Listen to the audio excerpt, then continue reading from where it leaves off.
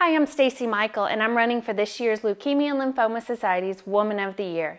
I wanted to take a few moments and let you know why I'm running for this campaign and why I feel so strongly about this organization and why I would love to have your support during my campaign. I was born and raised in St. Louis, Missouri with a great family. I had a very close bond with my mom, as most daughters do. My mom was my best friend and instilled in me the morals and beliefs that I still live by today in raising our son, Hunter. When I was 14 years old, my life was turned upside down because my mom was diagnosed with non-Hodgkin's lymphoma.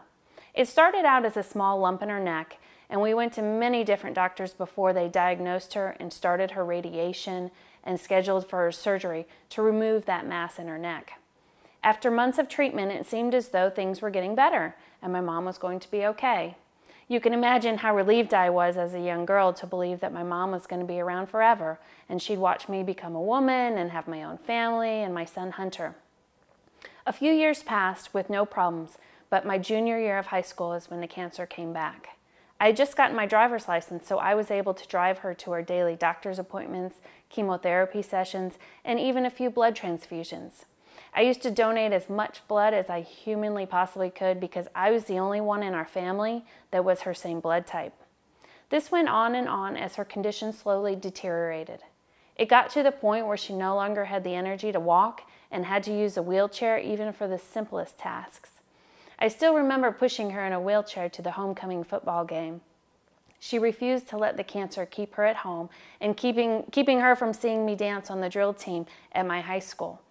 She did everything in her power to be the strong and incredible woman that I had always known. At the age of 18, it became my responsibility to help run our household. My mom was in bed most of the day because she was getting more and more sick. I wanted to step up and help take care of the cooking, the cleaning, and the housework while my dad was at work. I spent the summer after I graduated from high school taking care of my mom, and then it came time for me to go to college, which I didn't want to do. My mom was so sick that all I wanted to do was take care of her. This was one of the hardest decisions that I ever had to face because I knew that she needed me.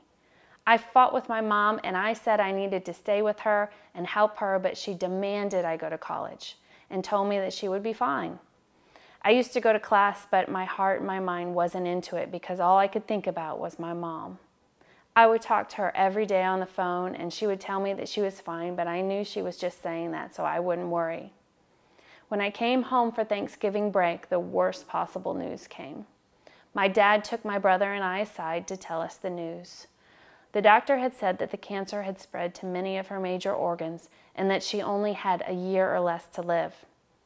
This was absolutely devastating. My mom was my very best friend, and seeing her in so much pain was the hardest thing for me to deal with.